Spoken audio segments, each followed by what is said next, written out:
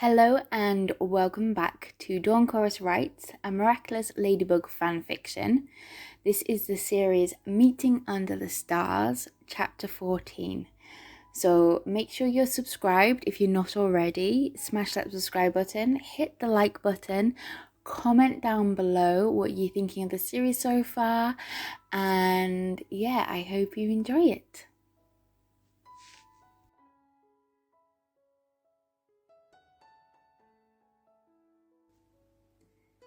Chapter 14, Marinette's POV.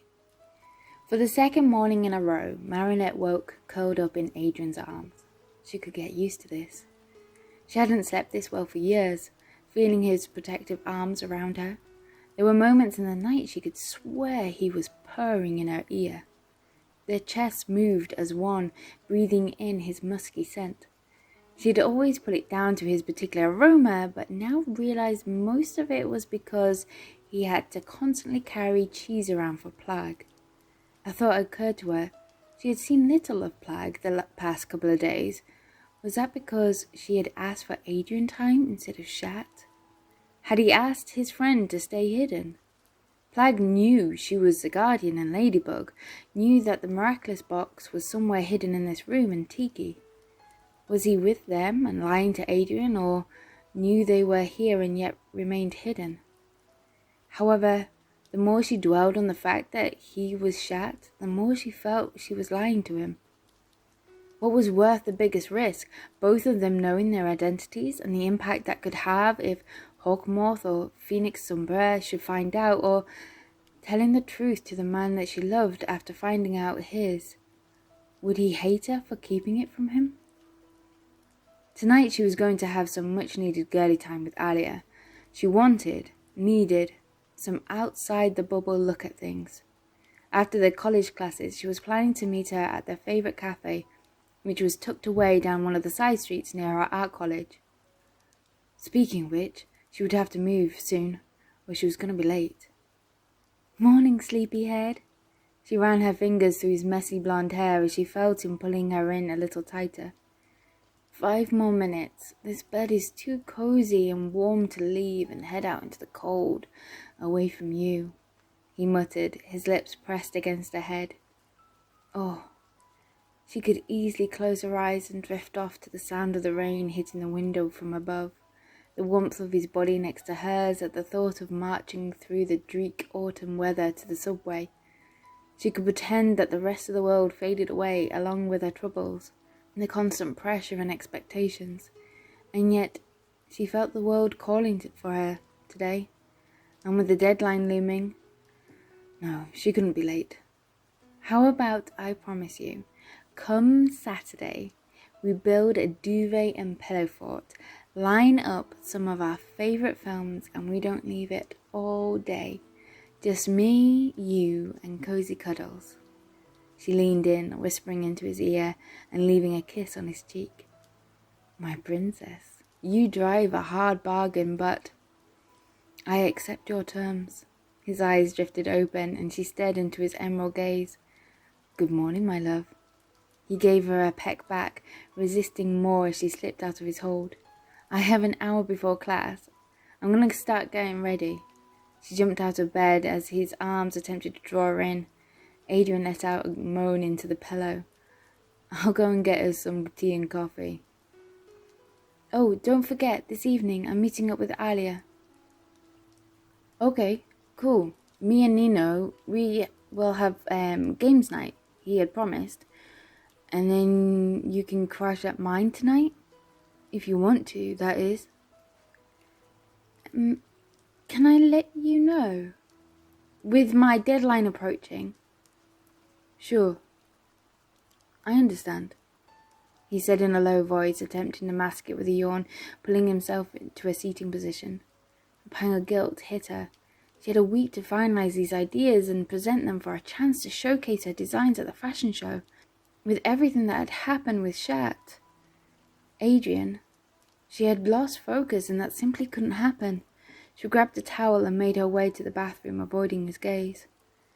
After 10 minutes, she came out fully dressed, with a little more clarity and a hot cup of tea waiting for her. You look beautiful, Adrien beamed at her and felt her cheeks blushing. Thank you.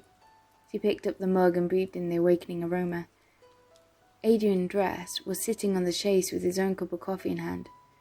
So, I was thinking, that could be dangerous. He let out a cheeky side of chat for a moment. Hey, I'm being serious. Her tone dropped. She wasn't playing games. He nodded his head and patted on the chaise next to him. I want to be honest with you as much as I can. His eyes widened but didn't say a word. I could find myself getting lost in this magical bubble we have formed, but for now, I need to keep my focus on the showcase, and that might include some late nights designing, but if I'm around you... You want the world to stop and be wrapped into your embrace? He raised his eyebrows over the rim of his coffee cup. She let out a chuckle. Exactly. Oh, how much I love it, love you, but I can't. And I don't want you to think that I don't want to, or that I'm pushing you away, or it's still me getting my head around things, because it's there, I'm all in. It's just not all the time. Does that make any sense? She could feel her cheeks burn with fire as the words tumbled out of her mouth like her old self used to be like in front of Adrien, when she could barely form her words in a single sentence. Princess. The use of her name brought her back to him. I completely understand, and I feel the same. I have let my studies slip and need time to get back into it. I suppose it's that honeymoon feeling when all you crave is that one person. He leaned in a little closer. When all you want is to feel their touch, their smell, their kisses. Just when he was about to kiss her, he pulled back. But you're right. You have to be strong and resist. He gave her a smirk and took another gulp of coffee. You tease. But thank you for your understanding. It means a lot. Marinette, we have all the time in the world. I'm all in. I'm not going anywhere. Like I said before, we can take this slow, at your speed. You're wonderful, you know that. She placed her hand on his chest, over his heart. I'd better go. Are you ready? She placed down her mug on the side table and had a naughty thought. Just one last thing. She grabbed hold of him and pulled him in for a kiss that was filled with passion and then stopped. You're not the only one who can be a tease. She grinned at his red face. Oh, that's not fair, he said through laughter. You just wait. I'll get my payback. She picked up a sketch pad, along with everything else she needed for the morning class, and rammed them into her bag. Oh, we'll see about that, Kitty. He stopped and smiled at her. It was the first time she had used that name since finding out, and especially saying it to Adrien instead of Chat. Come on, you. She grabbed his hand, chuckling and guiding him out of her bedroom. After her day classes, Marinette arrived at the café, dreaming of hot chocolate that removed this chill from her bones. Her phone buzzed in her pocket. She removed her mittens, rubbing her hands together before loosening her scarf. Alya. Hey girl, I'm gonna be 30 minutes late. Order me the biggest coffee they have, please. Kiss. Marinette. Okay, will do. See you soon. No need to rush. Kiss. Marinette placed the phone back into her pocket, gave her time to continue working on her sketches. She glanced around the cafe that had an old-world vibe, with every inch covered in either wood or books. The fireplace in the front already had a swarm of students gathered around it on the leather sofas, but possibly the small stove in the back room with the 2 armchairs might still be free. Hey Elliot, how's it going? Marinette beamed at the man standing behind the counter. She had known him for a while, with her parents supplying the pastries. Hey Mari, not bad. Do you want your usual? Double shot of chocolate, don't hold back on the cream. You know it. Making extra large today. She gave him a slow nod. Oh, one of those days. Yeah, you could say that. Oh, Alya is running late. Can I pay for her coffee now and she can grab it when she comes in? She gave him a big smile. Please? He let out a chuckle. Sure. and shook his head as he turned round to make the drink for her. "Do you really come in here that often?" said a voice from behind. Marinette spun round and was greeted by a man she had seen before but couldn't remember where.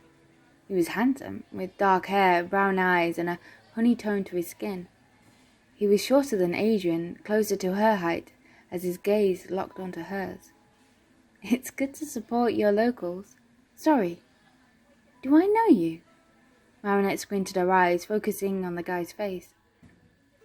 "I'm not surprised the princess doesn't recognize us common people." The guy blushed, knowing his joke just fell flat. "The Halloween dance? I said I liked your dress. Your boyfriend wasn't too pleased." He fiddled with the leather strap to his bag that was flung across his shoulders. "Oh, hi. Yeah, I remember." Marinette could feel her cheeks blush and turned her attention to Elliot, who was still making her drink. I think he took it the wrong way. You're in second year, aren't you? I'm in my first. I've seen you around campus. I meant it. I liked your dress. Very original, but I can see how it might have looked." Marinette turned back round, glancing at his feet and his stylish clothes before shifting her focus back onto his face. "I'm so sorry about that." He's protective. "I hope it... Thank you. So you're in first year. How are you finding it?" "Good. Scary at times. Still finding my feet, really. Making friends." He pulled out his wallet as Elliot turned to take his order. "Let me get it. Do you want to join me? My friend is running late. I might be able to answer any questions you might have. It's the least I can do. For the misunderstanding." "Are you sure? That's really nice of you." He placed his wallet back into his pocket. "It's nothing. Sorry, what's your name?" Marinette let out an embarrassed chuckle. "Malcolm, or Mal, to friends. You?" "Marinette? Elliot? Add Mal's order to mine, will you?" She smiled at Elliot's questioning look and then gestured for Mal to order. "Can I have a gingerbread latte, please?" Mal redirected his focus back to Marinette. "I'm a sucker for the seasonal drinks.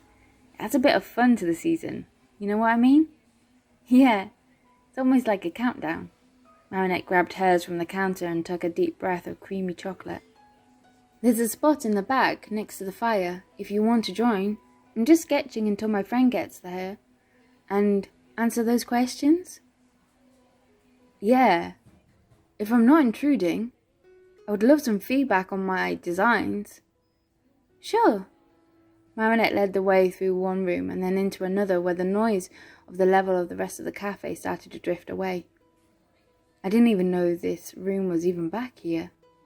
"Yeah, I think it's one of the reasons why I love it. Feels like my secret spot." "I'm honored that you showed me." He grinned at her, shifting the atmosphere slightly in the room. Marinette laughed, feeling a tad embarrassingly. "Well, it's not that secret."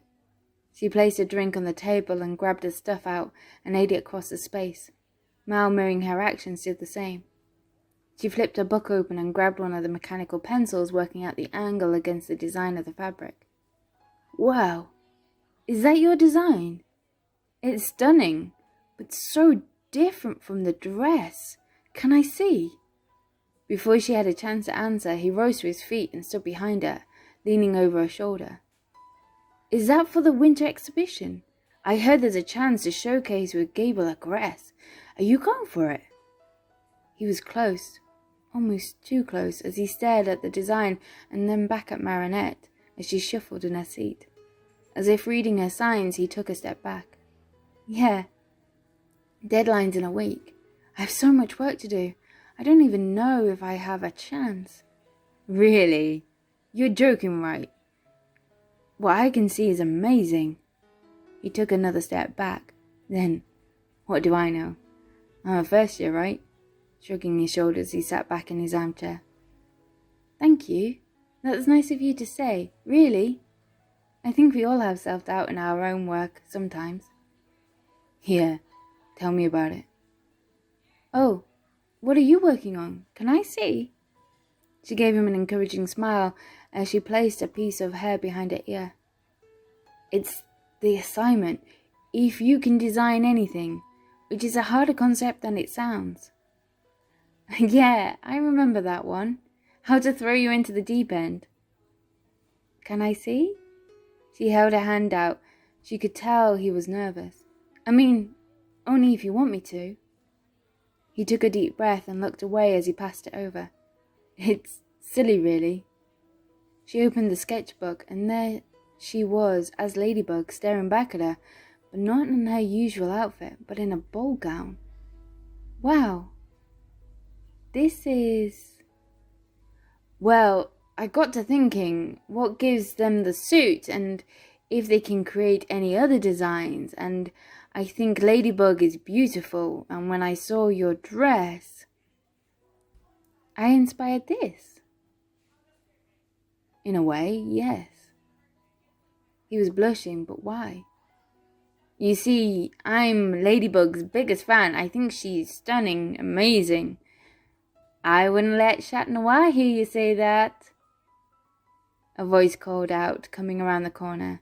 Plus, as the author of the Ladybug, I think I have second dibs on that list. Alya, this is Mal. She gestured back and forth between the pair. Mal is a first-year fashion student. This is my best friend, Alya. Hey! Alya stared at Marinette, gesturing with her eyes at what was going on. Cheers for the coffee! Mal shifted in his seat, grabbing his things off the table. I'll leave yous two to it. Thanks for your help, Marinette, and the coffee. I'll see you around campus. Sure. Anytime, and best of luck with the assignment.